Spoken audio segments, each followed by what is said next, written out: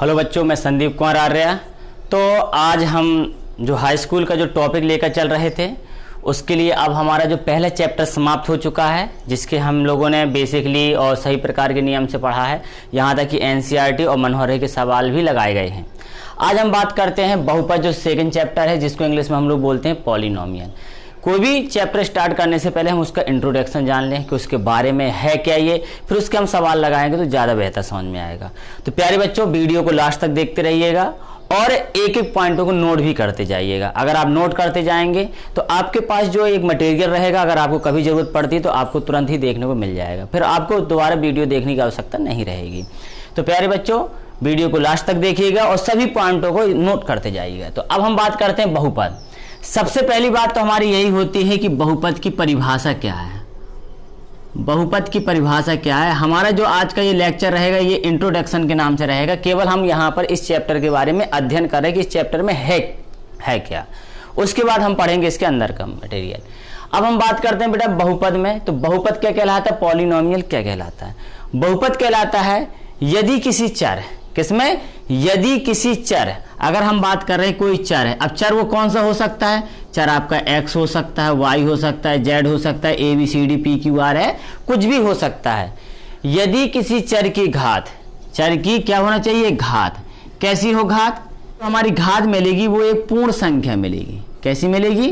पूर्ण संख्या। अब पूर्ण संख्याएं कौन कौन होती हैं? पूर्ण संख्याएं आपकी रहती हैं 1 2 3 4 5 6 ऐसे। अगर ये पूर्ण संख्याएं और साथ में जीरो भी शामिल होगा, आपको पता है, आपने पढ़ा होगा प्राकृतिक संख्याएं, वे संख्याएं जैसे 1 2 3 4 5 6 कौन सी संख्या होती है? प्राकृतिक संख्या। अगर उसमें जीरो शामिल कर दिया जाए तो कौन सी संख्या होती है? पूर्ण संख्या। तो 0 1 2 3 4 5 6 यदि चर की घात कैसी एक पूर्ण संख्या है तो वो बहुपद होता है। क्लियर है? तब ऐसी स्थिति में वो क्या कहलाता है? बहुपद है। बहुपद कंडीशन समझ में आ गया। यदि चर की घात हमारी एक पूर्ण संख्या है तब वो बहुपद है। और बहुपद कब नहीं है तो आपको याद रखना है, यहां हम बताने वाले हैं। यदि जो बहुपद की घात है हमारी कैसी है? भिन्नात्मक है। बहुपद की घात कैसी है? भिन्नात्मक है। भिन्नात्मक का मतलब जैसे 1/2 है, 3/2 है, 5/2 है, इस प्रकार भिन्नात्मक है। यह फिर क्या है? ऋणात्मक है। -1, -2, -3 इस प्रकार है तो वो बहुपद नहीं है। ये बात आपको क्लियर होना चाहिए। यदि चर की घात अर्थात x y z जिसमें भी हमारा इक्वेशन दिया होगा, यदि चर की घात कैसी है? पूर्ण संख्या है, अर्थात उसकी घात है 1 2 3 4 0 5 6 8 कुछ भी है, तब वो बहुपद है। और यदि चर की घात हमारी भिन्नात्मक है और या फिर ऋणात्मक है। अब देखिए एक कंडीशन और आपको समझना है। जैसे हमने यहाँ पे जो भिन्नात्मक शब्द कहा वो घात 1/2 होकर ऋण में हो सकती है। जैसे ऋण x हो गया तो इसका मतलब x की पावर कितना कहलाएगा? 1/2 कहलाएगा। अगर घनमूल दे दिया, घनमूल x दे दिया, तब x की पावर 1/3। तो ये जो घात है वो कैसी है? भिन्नात्मक है, अतः ये बहुपद नहीं होगा। अब कुछ उदाहरणों की बात करते हैं। एग्जाम्पल नंबर पहला आप देखिए। जैसे हमने लिख दिया x² + 3x + 2। अब बताइए, तो आप इसमें देख सकते हैं कि घात हमारी ये पूर्ण संख्या है, अतः ये बहुपद है। ठीक, हमें बात करना है किसकी? चर की घात की बात करना। अब जैसे दूसरे उदाहरण देखिए। जैसे आपने लिखा यहाँ पर 5x³ + 8x² + 9। बताइए बहुपद है कि नहीं है? स्वाभाविक है। क्यों है? क्योंकि देखिए यहाँ पे चर की घात 3, यहाँ पर x की घात 2, चर की घात 2, अर्थात ये दोनों ही संख्याएं कैसी हैं? पूर्ण संख्या है। अगर यहाँ 9 में देखोगे तो 9 में अपने आप x की पावर 0 बना दोगे। हमने बताया था पूर्ण संख्या में 0 भी शामिल होता है, अतः ये क्या है? बहुपद है। क्लियर? और देखिए अगर हमने लिख दिया यहाँ पर 5x² + 8√x + 9। अब ये बताइए बहुपद है कि नहीं है? बहुपद नहीं है। क्यों? क्योंकि आपने देखा यहाँ पर x में क्या चढ़ा हुआ है? रूट लगा हुआ। अगर आप इसको चेंज करके लिखेंगे तो आप क्या पाएंगे? 5x² + 8x⁻1/2 + 9। और जो x की पावर है वो कैसी है? भिन्नात्मक है। आपने देखा ये 1/2, ये 1/2 जो कि भिन्नात्मक है, अतः बहुपद नहीं है, इसलिए ये बहुपद नहीं है। क्लियर हो रहा है? और चीज सुनिए, अगला एग्जाम्पल है जैसे हमारे पास लिखा हुआ है 8x² प्लस 3x प्लस √2। अब ये बताइए बहुपद है या नहीं, दिमाग लगाया, ये बहुपद क्या है या नहीं, ये बहुपद है। अब आप रूट में नहीं देखना, ये रूट किस में चढ़ा हुआ है, रूट किस में चढ़ा हुआ है, रूट चढ़ा हुआ अचर राशि में। अचर क्यों, क्योंकि इसके साथ में चर नहीं है, और चर यहां पर कौन काम कर रहा है, एक्स चर का काम कर रहा है, इसलिए ये रूट चढ़ा हुआ है। तो रूट किस में चढ़ा, अचर में, एक्स में तो नहीं चढ़ा है। हमने किस में बात की थी, यदि चर की घात, चर हमारे पास एक्स वाई जेड, यदि चर की घात भिन्नात्मक है तो वो क्या है, बहुपद नहीं है। लेकिन यहां पर तो भिन्नात्मक कौन सी, अचर है, अर्थात इससे हमें कोई लेना देना नहीं है। तो अब यहां पर मेन हमारा उद्देश्य होता है एक्स की घातों को देखना। यहां पर एक्स की घात कितनी है, 2 है, यहां पर एक्स की घात कितनी है, 1 है, अर्थात ये हमारा कैसा है, बहुपद है। क्लियर हो गया। और एक एग्जाम्पल देखते हैं, अगर हमारे पास लिखा है 3x² प्लस √5x प्लस 2, यहां पर भी बहुपद है या नहीं, बहुपद है। क्यों, भले ही रूट चढ़ा हुआ, उससे हमें लेना देना नहीं है, हमें तो किससे बात करना है, चर की घात। तो चर हमारे पास क्या है, x, यहां पर चर क्या है, x, x में कितनी घात चढ़ी हुई है, यहां पर 2 घात चढ़ी है, यहां पर 1 घात है। अचर राशि में x की पावर 0 मान सकते हैं, अर्थात जितने भी चर हैं सबके घात कैसे हैं, एक पूर्ण संख्या, अतः ये बहुपद है। क्लियर हो रहा होगा। नेक्स्ट, अगर हमने लिख दिया इस प्रकार 5x² प्लस 1/x प्लस 3, अब बताइए बहुपद है या नहीं। तो आप इसका देखिए थोड़ा सा सॉल्यूशन कर लीजिए, आपको खुद नजर आ जाएगा। आप इसको लिख पाएंगे 5x² प्लस, जब x को ऊपर ले जाओगे तो x की पावर -1 हो जाएगा, प्लस 3 हो जाएगा, और ये घात कैसी है, ऋणात्मक। और हमने क्या बताया, यदि इसकी घात ऋणात्मक है या भिन्नात्मक है तो बहुपद नहीं है, अर्थात ये बहुपद नहीं है। आशा करते हैं कि आपको ये बहुपद वाली कंडीशन समझ में आ गई होगी, बहुपद क्या होता है। क्लियर है। तो ये हम लोगों ने देखे कि बहुपद क्या होता है, बहुपद की परिभाषा, उसको उदाहरण बताए कि जैसे हमने एक बार रिवीजन कर देते, यहाँ पर रूट चढ़ा हुआ है एक्स में, अर्थात इसकी घात भिन्नात्मक हो गई, इसलिए बहुपद नहीं है। इसकी सभी घातें पूर्ण संख्या हैं, इसलिए बहुपद है। यहाँ पर अगर देखा जाएगा, भले ही रूट चढ़ा हुआ, रूट किस में चढ़ा हुआ, उसके गुणांक में चढ़ा हुआ है, लेकिन हमें बात करनी होती चर में, अर्थात चर में कोई रूट या कोई ऋणात्मक संख्या नहीं है, अतः ये बहुपद है। ये 1/x लिखा, जब x को ऊपर ले जाएंगे तो ये पावर माइनस की हो जाएगी। अगर 1/x² होता है तो माइनस की 2 पावर हो जाती, 1/x पावर 3 होता तो x पावर -3 हो जाता, इसलिए बहुपद नहीं है, क्योंकि इसकी घात ऋणात्मक है। अब इन सभी से मिलकर हम लोगों ने 3 पॉइंट तैयार किए हैं। 3 पॉइंट के माध्यम से आप समझ जाएंगे कि बहुपद की कंडीशन क्या होती है। जैसे यहां पर लिखा है बीजीय व्यंजक के बहुपद होने की शर्तें, कि बहुपद कब है उसकी शर्तें, वो आपने निकाल रखा है, वहीं से हम यहां शर्त तैयार कर रहे हैं। अब बात करते हैं बीजीय व्यंजक। एक शब्द यहां पर आ गया है, बीजीय व्यंजक क्या होता है। ये सब बीजीय व्यंजक है। कैसे बीजीय व्यंजक, बीजीय व्यंजक में कहा गया है कि कुछ निश्चित चर और अचर के बीच में प्लस माइनस गुणा भाग का चिन्ह लगाकर जो संयुक्त पद तैयार होते हैं उसी को हम बीजीय व्यंजक कहते हैं। एक बार और सुनिए, कुछ चर, कुछ निश्चित चर हो गए और अचर के बीच में जोड़, घटाने का, गुणा का, भाग का चिन्ह मिलकर एक जो संयुक्त रूप तैयार होता है उसी को बीजीय व्यंजक कहते हैं। जैसे आप इसको देख लीजिए, ये हमारे एक बीजीय व्यंजक है, इनके बीच में प्लस का चिन्ह लगा हुआ है। अगर हम यहाँ पर माइनस का चिन्ह लगा दें तब भी हमारा बीजीय व्यंजक कहलाएगा, तो ये बीजीय व्यंजक कहलाए। एक चीज क्लियर हो गई।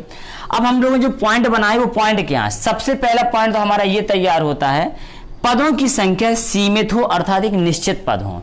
ये नहीं कि पदों की संख्या अनलिमिटेड लगा हुआ तो हम वहां पर कंडीशन नहीं तैयार कर सकते हैं कि हमारा बहुपद है कि नहीं। जैसे अगर हमने लिख दिया x² plus 5x plus 3 dot dot कर, अब डॉट डॉट का मतलब आगे पता नहीं कैसी संख्या हो सकती है, धन में हो सकती है, ऋण में हो सकती है, तो कंडीशन में पता नहीं चल रही, अतः ये हम क्लियर नहीं कह सकते। इसलिए कहा गया है पहली कंडीशन की पदों की संख्या क्या हो, सीमित हो, जिसको हम देखकर बता सकें कि इसकी चर की घात किस प्रकार की है। क्लियर हुआ। दूसरा पॉइंट कहलाता है चर राशि का जो घातांक है एक धनात्मक पूर्णांक होना चाहिए। वैसे भी हम लोग यहां बात कर चुके थे, ये पूर्ण संख्या होनी चाहिए, और पूर्ण संख्या कौन सी होनी चाहिए, ये धनात्मक पूर्णांक होनी चाहिए। पूर्ण संख्याएं हैं 0 1 2 3 4 5 है पूर्ण संख्या, लेकिन पूर्णांक आपके होते हैं, पूर्णांक आप जानते हैं इस प्रकार 0 1 2 3 4, यहाँ से -1, -2, -3 ये, तो ये जितने भी हो धनात्मक पूर्णांक हो साथ साथ में उसमें शून्य भी शामिल किया जाता है। अब ये क्लियर हो गया आपको कि चर राशि का जो घातांक एक धनात्मक पूर्णांक होना चाहिए। तो रियल पता है आपको, अगर पूर्ण संख्या है अर्थात धन की घात है तो वो हमारी कैसी कहलाती है, वह एक बहुपद कहलाता है। अब हम बात करते हैं तीसरे पॉइंट में। तीसरा पॉइंट दिया गया है प्रत्येक पद में चर का जो गुणांक है वो वास्तविक संख्या होना चाहिए। अब ये देखिए अच्छी बात आ गई है कि जो प्रत्येक पद का जो चर है उसका जो गुणांक होना चाहिए वास्तविक संख्या होनी चाहिए। जैसे यहां पर देखिए गुणांक जानते हैं जो उसके साथ में गुणा में हो। जैसे यहां पर x स्क्वायर का गुणांक कौन कहलाएगा, कुछ नहीं तो 1 कहलाएगा। x का गुणांक 3 कहलाएगा। यहां देखिए x की पावर 3 का गुणांक कौन कहलाएगा, 5 कहलाएगा, जिसको कोफिशिएंट बोलते हैं। x स्क्वायर का गुणांक कौन कहलाएगा, 8 कहलाएगा। और ये अचर राशि 9 कहलाएगी क्योंकि x पावर 0 था यहाँ पर। इधर से x का गुणांक 5, तो गुणांक तो समझ में आ गए होंगे। तो अब यहाँ पर हमने एक चीज कहा जो इसका गुणांक हो वास्तविक संख्या। अब ये वास्तविक संख्या क्या होती है, जिसको हम लोग इंग्लिश में बोलते हैं रियल नंबर, जो पहला चैप्टर था हमारा। तो वास्तविक संख्या है, वास्तविक संख्या वे संख्या या रेखा में प्रदर्शित करने वाली संख्याएं होती हैं जो कौन सी हो सकती हैं, आपकी परमेय संख्याएं भी हो सकती हैं। वास्तविक संख्या में कौन कौन सी हैं, परमेय संख्याएं भी होती हैं, अपरिमेय संख्याएं भी होती हैं, धनात्मक संख्याएं भी होती हैं, ऋणात्मक संख्याएं भी होती हैं और भिन्नात्मक संख्याएं भी होती हैं। तो ये सब जो संयुक्त रूप होता है ये हमारा क्या कहलाता है, वास्तविक संख्याएं कहलाती हैं। तो इसमें एक पॉइंट शब्द आ गया कि वास्तविक संख्याएं कहलाती हैं।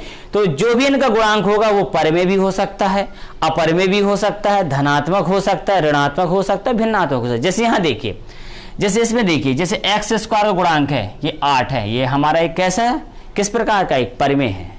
अगर हम बात करें अपरमेय वाली कोई, तो अपरमेय वाला भी हम लोगों ने शामिल किया था। जैसे √5 है तो इसका गुणांक है अपरमेय संख्या है। हम पीछे वाले लेक्चर में कंप्लीट कर चुके हैं, जो पिछला हम लोगों ने चैप्टर पढ़ा था उसमें हम सब पढ़ चुके हैं, परमेय अपरमेय, फिर उसके भाग भी पढ़े हैं, शांत अशांत सब पढ़ चुके हैं। धनात्मक ऋणात्मक, जैसे हमने देखो यहाँ पर कोई भी संख्या ले लो, जैसे इसके साथ में हमने माइनस का चिन्ह लगा दिया तो लगा सकते हैं, ये ऋण में भी ले सकते हैं। तो ये हमारा अभी केवल हमारा क्लियर हुआ बहुपद क्या कहलाता है। तो बहुपद की एक बार रिवीजन मारते हैं। बहुपद कहलाता है यदि किसी चर की घात एक पूर्ण संख्या है, या इसको ऐसा ही बोल सकते हैं किस प्रकार की धनात्मक पूर्णांक है। यदि चर की घात कैसी है, एक धनात्मक पूर्णांक है, तो वो बहुपद कहलाता है। और यदि उसका घात कैसा है, ऋणात्मक है या फिर भिन्नात्मक है, तो वो बहुपद नहीं होता है। उसको कुछ उदाहरण हम लोगों ने तैयार किए। उसके बाद में हम लोगों ने महत्वपूर्ण इससे 3 पॉइंट आप लोगों ने निकाले। पहला पॉइंट, पदों की संख्या सीमित होना चाहिए, चर राशि का घातांक एक धनात्मक पूर्णांक होना चाहिए, और प्रत्येक पद में चर का गुणांक कैसे होना चाहिए, वास्तविक संख्या था रियल नंबर होना चाहिए। और रियल नंबर क्या होते हैं वो हम आपको बता चुके कि परमेय, अपरमेय, धनात्मक, ऋणात्मक, भिन्नात्मक जितनी भी संख्याएं होती हैं सब हमारी परमेय संख्या कहलाती है। तो अब हम लोग बात करते हैं बहुपद, तो हम लोगों ने समझ लिया। अब बात करते हैं बहुपद के प्रकार, टाइप्स ऑफ पॉलिनोमियल। बहुपद के प्रकार में सबसे पहला वाला बहुपद आता है जो बेसिकली आप लोगों ने 9th में भी पढ़ा होगा, वो कहलाता है एक पदी। एक पदी बहुपद क्या कहलाता है, जिसको बोलते हैं मोनोमियल। एक पदी बहुपद आपके नाम से ही क्लियर हो रहा है, एक पदी जिसमें एक पद हो उसे हम एक पदी बहुपद कहते हैं। ऐसा बहुपद जिसमें पदों की संख्या एक हो उसे हम एक पदी बहुपद कहते हैं। अब एक पद वाला एग्जाम्पल के रूप में आप x लिख लीजिए, x स्क्वायर कर लीजिए, x की पावर 3 का ऑन लीजिए, 3 लिख दीजिए। ये जितने भी होंगे केवल इसमें एक पद होगा, वो हमारे एक पदी बहुपद कहलाता है। अब आता है हमारा सेकंड पॉइंट, द्विपद, जिसको हम लोग बोलते हैं बाइनोमियल। अभी आगे चल के आप लोग बाइनोमियल थ्योरम पढ़ेंगे। देखिए नाम से क्लियर हो रहा है आपको, यहां पर द्विपद जिसमें कितने पद होंगे, 2 पद होंगे, और उसे हम द्विपद बहुपद कहते हैं। सिंपल परिभाषा है, कोई हार्ड नहीं है। इसको उदाहरण आप याद रख सकते हैं, x + 3 ये पहला पद और ये दूसरा पद। आपको ऐसा नहीं कर लेना 2x + 3 अगर लिख दिया, ये पूरा एक ही पद कहलाएगा और ये एक पद कहलाएगा, तो एक और एक मिलकर कितने, दो पद हो जाएंगे। और भी आप घात बढ़ा के एक्स स्क्वायर प्लस 3 भी लिख दोगे तब भी ये द्विपद है, ये हमारा एक पद कहलाएगा, दो पद का। और जरूरी नहीं प्लस का चिन्ह हो, कोई भी चिन्ह हो सकता है, आप ऐसा भी लिख सकते हैं 2/3 एक्स स्क्वायर माइनस 2, आप इस प्रकार भी कर सकते हैं। तो ये हमारा क्या कहलाते हैं, द्विपदी। एक पदी मोनोमियल ऐसे बहुपद जिसमें कितने पद हो, केवल एक पद हो उसे हम एक पदी बोलते हैं। द्विपद बाइनोमियल जिसमें दो पद होते हैं उसे हम क्या बोलते हैं, द्विपदी बोलते हैं। अब हम बात करते हैं त्रिपद।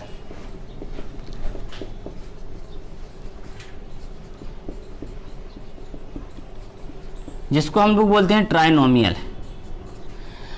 त्रिपद जिनमें पदों की संख्या, ये वे बहुपद जिनमें पदों की संख्या 3 होती है उसे हम त्रिपद कहते हैं। अब 3 वाला आप कुछ भी लिख सकते हैं, जैसे हमने लिखा है x square plus 5x plus 6, ये 3 पद हैं हमारे। ये एक पद कहलाएगा, ये दूसरा पद कहलाएगा और ये तीसरा। और भी अगर लिख दें हम 2/3 x square minus 5x plus 8, ये भी हमारा कितना है, 3 पद हैं। अगर आपने लिख दिया x⁻3 x माइनस 2, ये हमारा त्रिपद है, तो ये 3 पदी कहलाता है। क्लियर हो गया। अगर हम बात करते हैं तो एक बहुपद के 3 प्रकार हो जाते हैं, एक पदी, द्विपदी और त्रिपदी। क्लियर हो गया। अब हम इसके बाद पढ़ते हैं इनके रैखिक समीकरण। ये रैखिक समीकरण, रैखिक बहुपद, जिसको हम लोग बोलते हैं लीनियर पॉलिनोमियल। अब रैखिक बहुपद क्या कहलाता है, वे बहुपद जिनमें जो चर की घात होती है वो एक होती है उसे हम रैखिक बहुपद कहते हैं। तो इसलिए अब यहां पर एक शब्द हमने बताया रैखिक बहुपद में चर की घात, तो सबसे पहले हमें इसकी परिभाषा से पहले हमें बहुपद की घात सीखना चाहिए। बहुपद की घात, जिसको बोलते हैं पावर ऑफ पॉलिनोमियल।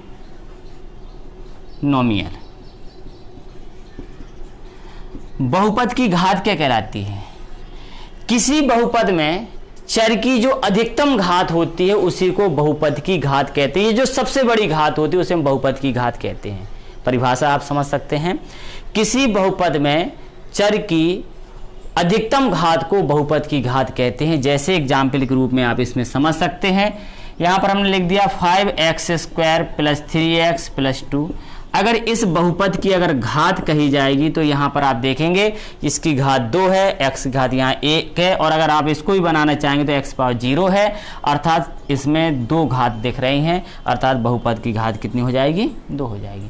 किसी बहुपद में जो सबसे बड़ी घात होती है चर की, वही बहुपद की घात कहलाती है। और लिख लीजिए 5x power 3 plus 8x power 5 plus 2।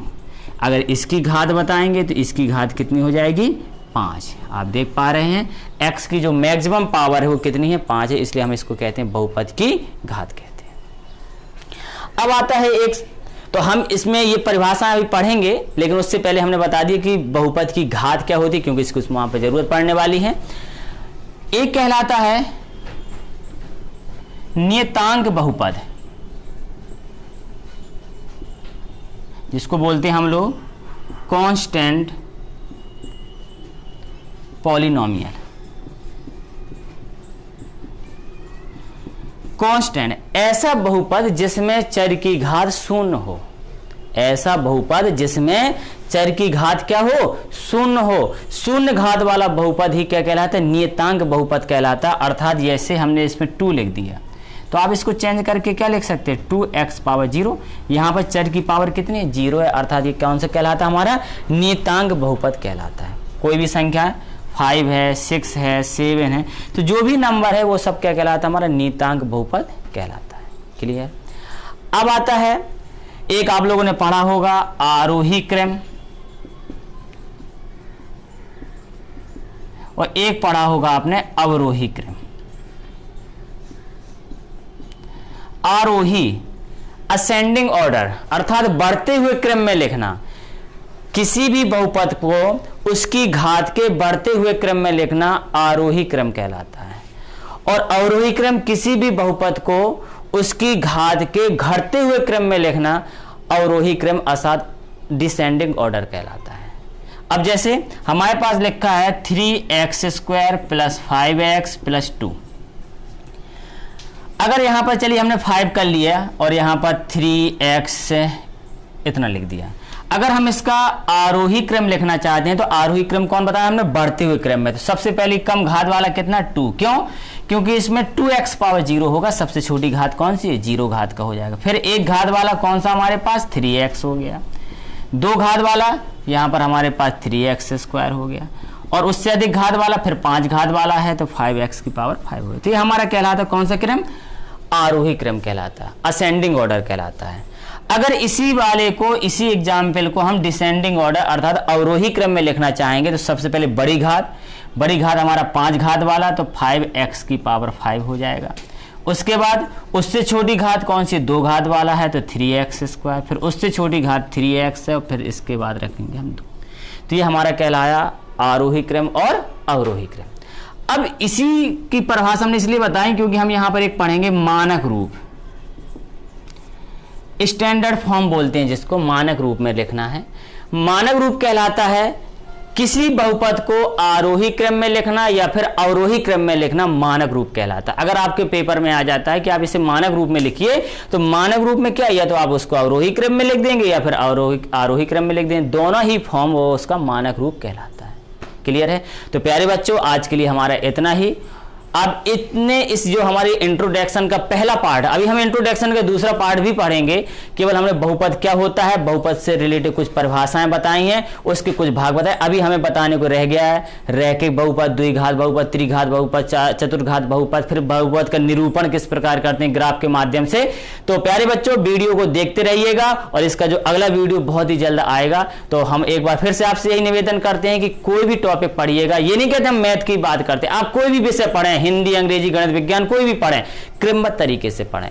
ये नहीं होता कि आपने थोड़ा सा देखा बस हम बिल्कुल कंप्लीट हो, आप क्रम से पढ़ेंगे आपको ज्यादा समझ में आएगा। तो आज के लिए इतना ही, धन्यवाद।